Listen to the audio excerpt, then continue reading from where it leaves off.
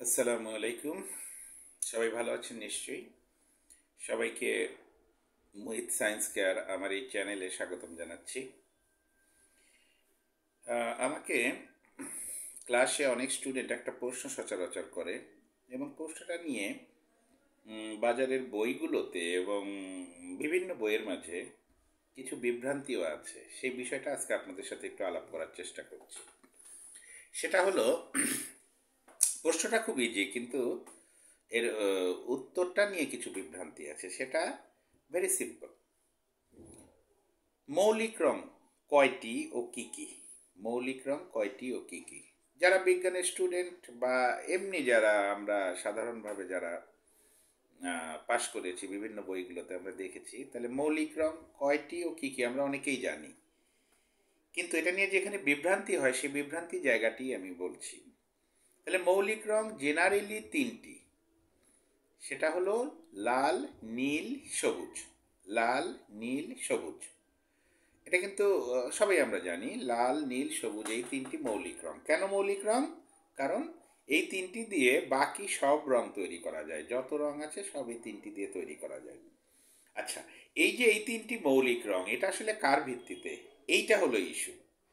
তাহলে এই তিনটা মৌলিক রং হচ্ছে রঙিন টেলিভিশন, মনিটর বা ডিজিটাল ডিভাইস যেগুলো আছে, বিভিন্ন ডিভাইসে, মনিটরে, স্ক্রিনে আমরা যে রঙগুলো দেখি, এই রং তৈরিতে মৌলিক রঙগুলো কি কি? তাহলে সেই ক্ষেত্রে উত্তর হলো এই তিনটি।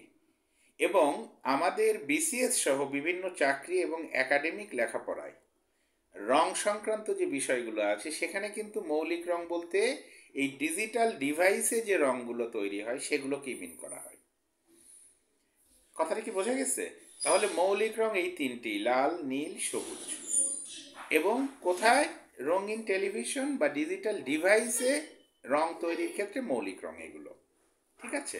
আচ্ছা, কোনো কোনো ক্ষেত্রে নীলটাকে নীল না বলে আসমানি বলা হয়, সেটা হতে পারে।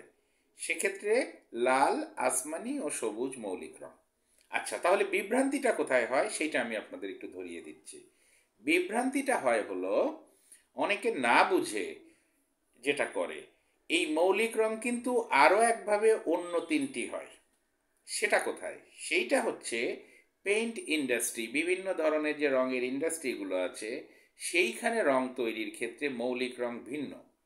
অথবা ছাপাখানা, প্রিন্টিং ইন্ডাস্ট্রিতে মৌলিক রং সেটা কিন্তু ভিন্ন হয়।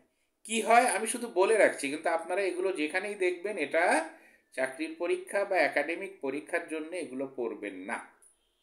সেটা কি আমি বলছি, সেখানে মৌলিক রং ধরা হয় লাল, নীল এবং হলুদকে। লাল, নীল এবং হলুদকে, অর্থাৎ সবুজকে কিন্তু সেখানে বাদ দিয়ে দেওয়া হয়।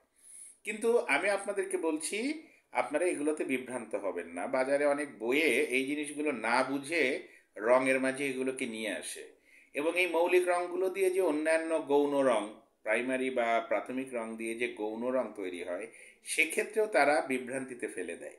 সো আপনারা বিভ্রান্ত হবেন না। মৌলিক রং হলো আমাদের বিসিএস এর চাকরি বা বাংলাদেশের চাকরির প্রতিযোগিতায় যদি মৌলিক রং আসে, নিঃসংকোচে লিখে দিবেন লাল, নীল, সবুজ।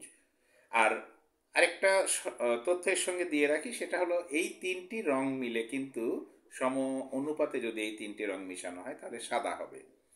আর সম অনুপাতে না হয়ে যদি অনুপাত কম বেশি হয় তাহলে কিন্তু ভিন্ন ভিন্ন রং হয়ে যাবে, অর্থাৎ রঙিন অন্য রং হবে। তাহলে অন্য রং কিন্তু এভাবেই তৈরি করা হয়, এদের কম্বিনেশন কম বেশি করে। তাহলে মৌলিক রং কয়টি হলো? লাল, নীল, সবুজ, এটাই চূড়ান্ত। অন্য যেটাই দেখবেন ওটা ভুল মনে করবেন, বা যেখানে লেখা আছে মনে করবেন ওনারা বোঝে না। তো ঠিক আছে, এ নিয়ে যেন আর জটিলতা না থাকে। সামনে দেখা হবে অন্য কোনো বিষয়ে। ভালো থাকবেন। আসসালামু আলাইকুম।